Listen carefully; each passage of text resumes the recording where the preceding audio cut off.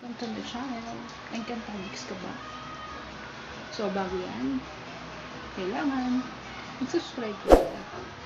At syempre, I will show you kung paano o paano gagawin ang brilyante. Ganito. So, yung brilyante ng hangin, actually, tututunan yan by using the KineMaster from tatanggalin mo siya with a green screen. So, kailangan mag-download ng green screen. Tapos, chroma key. Kailangan i-tawag dito is enable mo siya para maging natural lahat.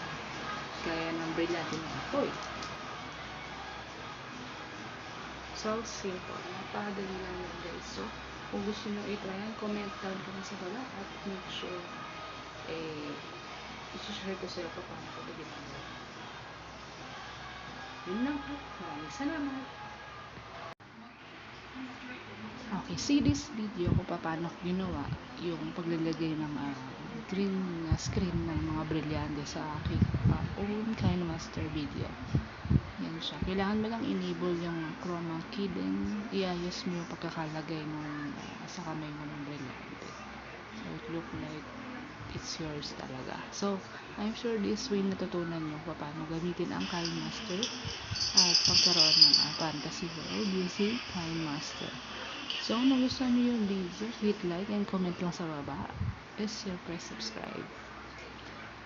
Salamat guys!